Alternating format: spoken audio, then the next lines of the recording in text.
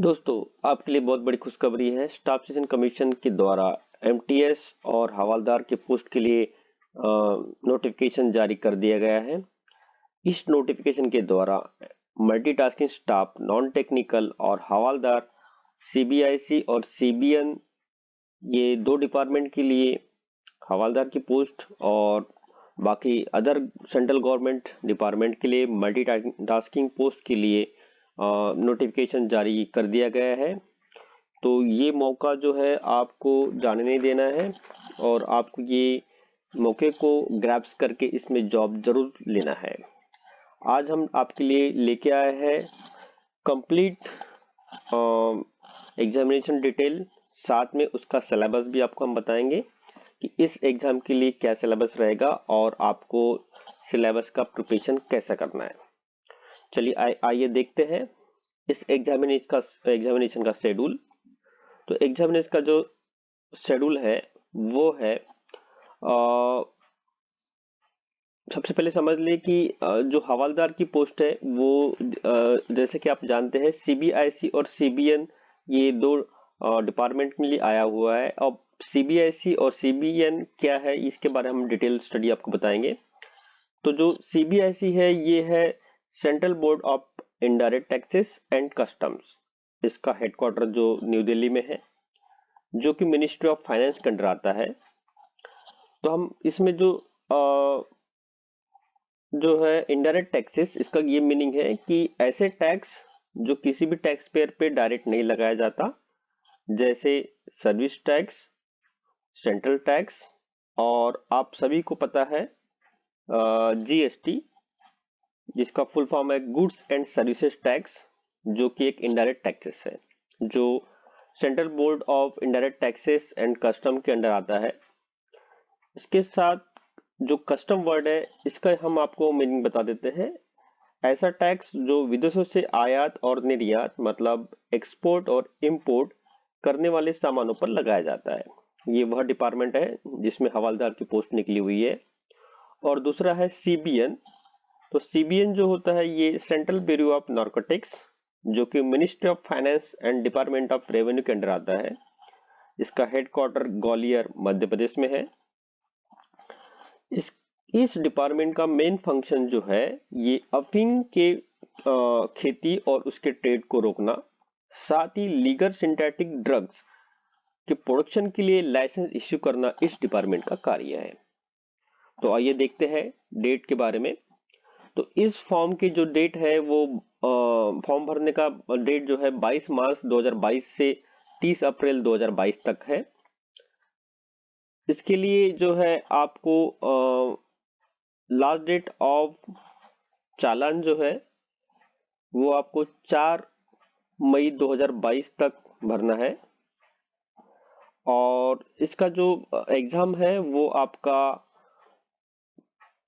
Pre exam मतलब paper 1 जो होगा वो टेंटेटिव डेट है जुलाई 2022, और डेट ऑफ डिस्क्रिप्टिव एग्जामिनेशन जो है पेपर 2 वो उसका डेट जो है बाद में एसएससी द्वारा नोटिफाई किया जाएगा। देखते हैं अगला जो पोस्ट है, ये हवालदार और एमटीएस की जो पोस्ट है वो मैट्रिक्स लेवल 1, जो कि 7 सीपीसी के अंडर में आता है, जिसका बेसिक जो है 18,000 से स्टार्ट होता है।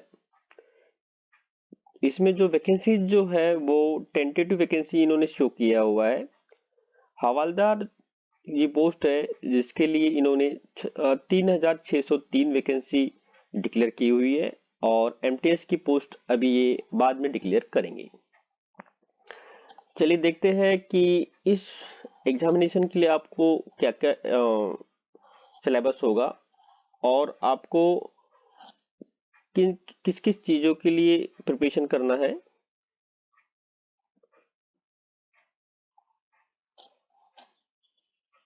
तो ये है आपका एग्जामिनेशन के लिए जो है स्कीम है। इसको हम आपको डिटेल में बताएंगे कि इसमें आपको क्या पढ़ना है और कैसे प्रिपरेशन करना है, जिससे आप एमटीएस और हवालदार की पोस्ट को हासिल कर जॉब ले पाए।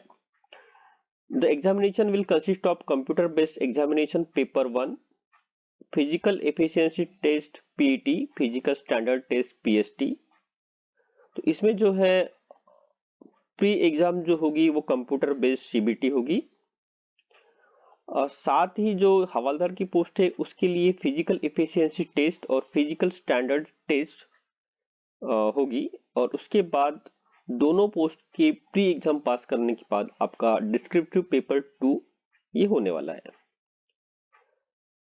जैसा कि हमने पहले ही बता दिया है, एग्जामिनेशन का शेड्यूल जो है टेंटेटिव डेट जुलाई 2022 डिक्लेयर किया हुआ है। अगर कोई भी चेंज होता है तो एसएससी कमीशन की जो ऑफिशियल वेबसाइट है इस पे आपको बता दिया जाएगा। और कमीशन द्वारा ये भी बता दिया गया है कि रिजल्ट का कोई भी रीवैल्यूएशन या रीचेकिंग नहीं होगी, और इसके साथ के अलावा इस चेकिंग के लिए कोई भी करस्पॉन्डेंस नहीं किया जाएगा। अब देखते हैं पेपर 1 के लिए इन्होंने क्या दिया हुआ है। पेपर 1 जो है कंप्यूटर बेस्ड एग्जामिनेशन है, जिसमें पार्ट 1 में जनरल इंग्लिश, जिसमें 25 क्वेश्चन रहेंगे 25 मार्क्स के लिए। पार्ट 2 में है general intelligent and reasoning, 25 question 25 marks के लिए। पार्ट 3 न्यूमेरिकल एप्टीट्यूड में 25 क्वेश्चन 25 मार्क्स के लिए, और जनरल अवेयरनेस जो है 25 क्वेश्चन 25 मार्क्स के लिए।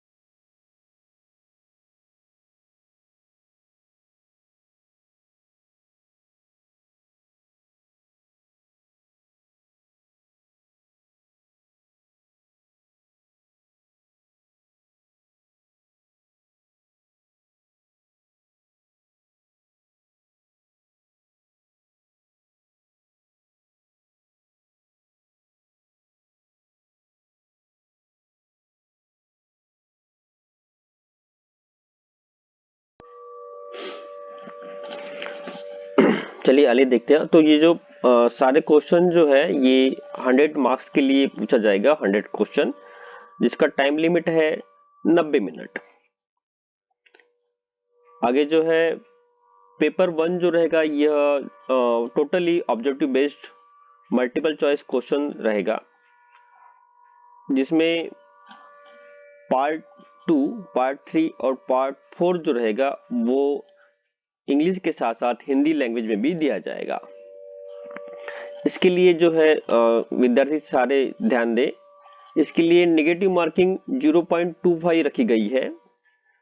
तो सारे स्टूडेंट जो है नेगेटिव मार्किंग को ध्यान में रखते हुए पेपर सॉल्व करेंगे। इसके लिए जो है मार्क्स स्कोर बाय कैंडिडेट 1, इसके बाद जो है कैंडिडेट द्वारा पार्ट 1 पेपर 1 में जो स्कोर किया जाएगा उसके बेसिस पे ही आपके कट ऑफ लगाई जाएगी, और कट ऑफ के बाद आपको नॉर्मलाइजेशन फार्मूला के द्वारा इसको कट ऑफ निकाल के आपको पेपर 2 के लिए क्वालिफाई किया जाएगा। इसकी जो टेंटेटिव आंसर्स की है वो आपको पेपर 1 के बाद ऑफिशियल वेबसाइट जो है एसएससी की उसमें डिक्लेयर किया जाएगा। अगर किसी कैंडिडेट को किसी भी आंसर या क्वेश्चन में डाउट है तो वो एक दिए हुए तय समय के अंदर 100 रुपए का पेमेंट कर अपना रिप्रेजेंटेशन एसएससी के वेबसाइट पे अपलोड कर सकता है, और समय जाने के बाद इसके लिए एसएससी द्वारा किसी भी चेंज नहीं किया जाएगा।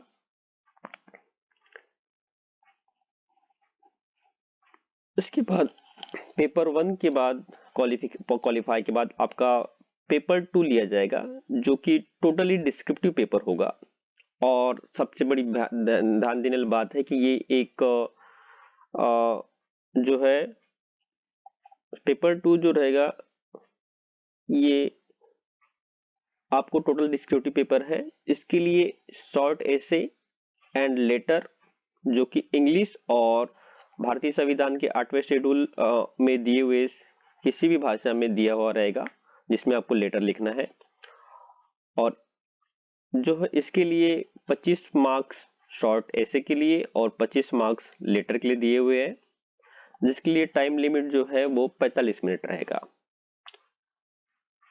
जो पेपर 2 जो है वो टोटली डिस्क्रिप्टिव पेपर है, जैसे मैंने इसके पहले बताया। ये पेपर और पेन मोड से लिया जाएगा।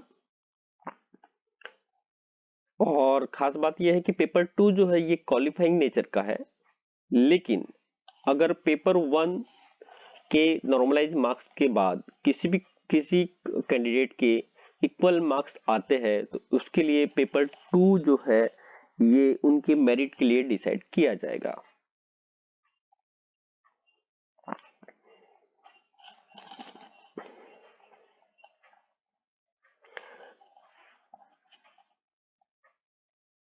इन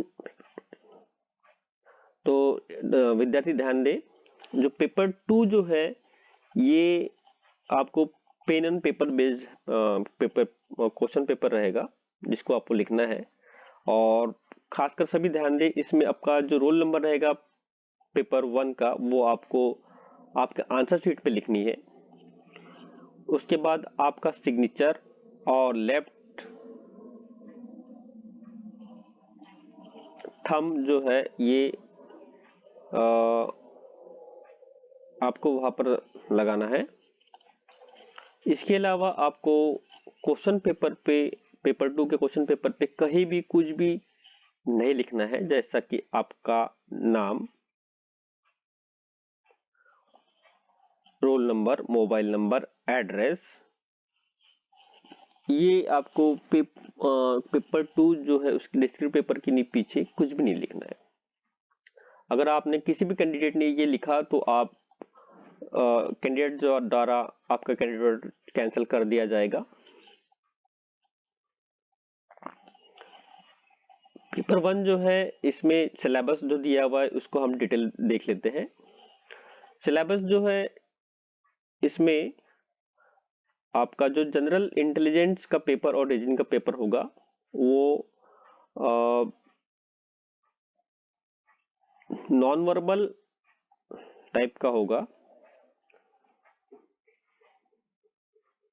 जिसमें बहुत सारे टॉपिक दिए हुए हैं, जैसा कि एनालिसिस, जजमेंट, डिसीजन मेकिंग और बहुत सारे क्वेश्चन जो कि रीजनिंग में पूछे जाते हैं। अगर आप लोग कैंडिडेट को किसी क्वेश्चन मतलब एमटीएस के क्वेश्चन कैसे आते हैं अगर ये पता करना है तो हमारे कमेंट्स बॉक्स में कमेंट्स जरूर करिए, हम वो भी आपके लिए लेते आएंगे कि किस टाइप के क्वेश्चन एमटीएस में पूछे जाते हैं।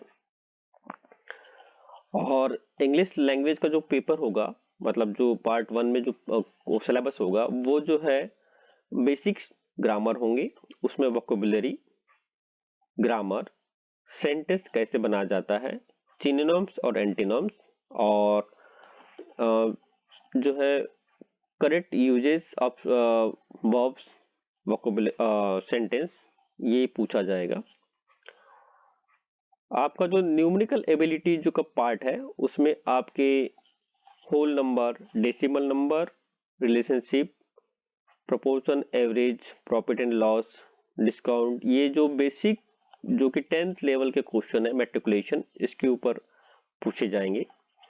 और आपका जो जनरल अवेयरनेस का जो पार्ट है उसमें करंट अफेयर, इसके साथ साथ sports, history, culture, geography, scientific research, ऐसे क्वेश्चन जो कि ये पूछे जाएंगे। इसके ऊपर भी आपको अगर कोई वीडियो चाहिए तो हम कमेंट्स बॉक्स में जरूर कमेंट्स करिए, जिसको हम आपके लिए लेते आएंगे। आपका जो पेपर 2 जो रहेगा वो हिंदी और इंग्लिश में रहेगा। इसके साथ साथ 8वें शेड्यूल संविधान के में जो भाषा है उसमें भी रहेगा।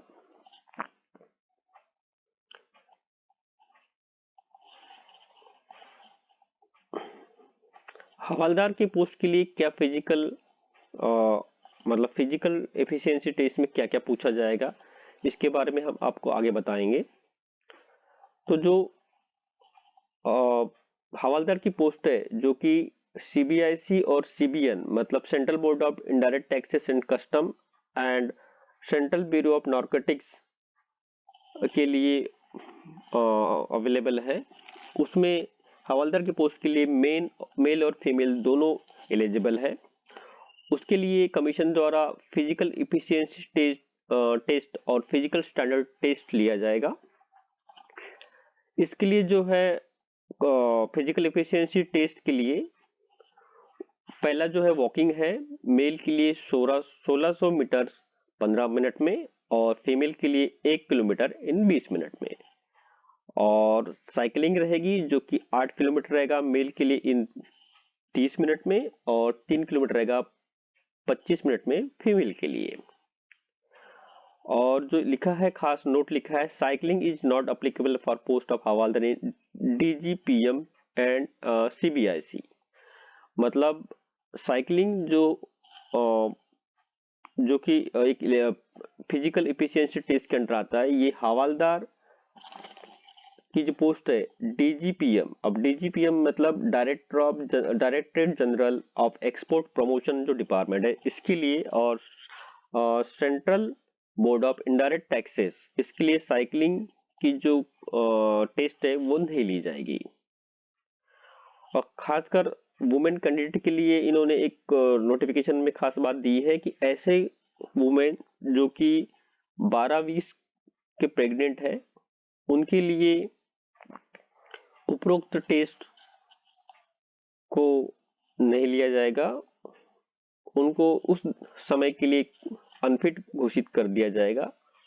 लेकिन आफ्टर प्रेगनेंसी और मेडिकल एग्जामिनेशन मतलब मेडिकल प्रैक्टिशनर द्वारा रजिस्टर्ड मेडिकल प्रैक्टिशनर द्वारा फिट मेडिकल लाने के बाद उनके कैंडिडेट को फाइनल मेरिट लिस्ट के लिए गिना जाएगा। दूसरा जो है फिजिकल स्टैंडर्ड टेस्ट जो है पीएसटी, जो कि हवलदार पोस्ट इन सीबीआईसी और सीबीएन डिपार्टमेंट के लिए मांगा गया है, वो है मेल के लिए 157.5 सेंटीमीटर, और अगर आप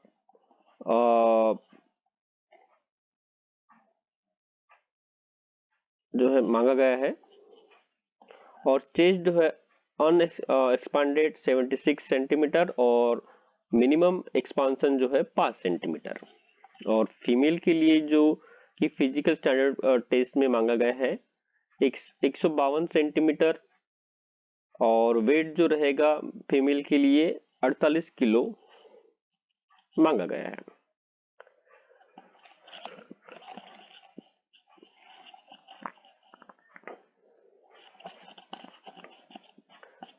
जो पीटी और पीएससी जो टेस्ट होगा वो सीबीआईसी और सीबीएन द्वारा अलग अलग सेंटर्स पे लिया जाएगा, जो कि आपको पेपर 1 और पेपर 2 के मेरिट लिस्ट के बाद आपको भारत के किसी भी शहर में इसके लिए बुलाया जाएगा।